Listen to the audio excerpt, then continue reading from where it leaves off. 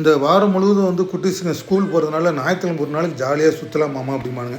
அதுவும் எங்கள் ஊர் கோபிச்செட்டிப்பாளையத்தில் வந்து இந்த வயல் பக்கம் வாய்க்கால் பக்கம் போனோம்னு வச்சுங்களேன், சீனரிக்கு எந்த பஞ்சமும் இல்லை, ஜாலியாக இருக்கும். இந்த மீன் பிடிக்கிறது, இந்த பசங்க எல்லாம் கம்பெனி பசங்கள்லாம் லீவு, அன்றைக்கி ஒரு நாளைக்கு தான் லீவு, ஜாலியாக வந்து வாய்க்காலில் எட்டி குதிப்பானுங்க, தலைக்கு குப்புறம் குதிப்பானுங்க, கத்திக்கிட்டு ஜாலியாக டைவ் அடிப்பானுங்க. இதெல்லாம் கொஞ்ச நேரம் அப்படியே நாங்கள் வந்து அப்படியே வாய்க்கால் கரையில் உட்காந்துக்கிட்டு அப்படியே கொஞ்சம் நேரம் வேடிக்கை பார்ப்போம். சரி, இந்த குட்டீஸுங்களும் கொஞ்சம் ரிலாக்ஸாக இருக்கட்டும்னு சொல்லிட்டு அவனுங்களும் கொஞ்சம் நேரம் வேடிக்கை பார்ப்பானுங்க.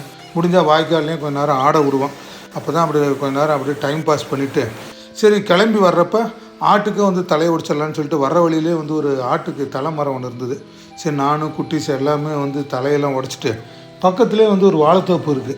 அங்கே போய் வாழை மரத்தில் போய் ஒரு நார் உருவி தண்ணியில் நனைச்சி அந்த ஆட்டு தலையை வந்து ஒரு கட்டு கட்டி டூ வீலரில் அப்படியே வீட்டுக்கு இப்படி கொண்டு வந்தோம்.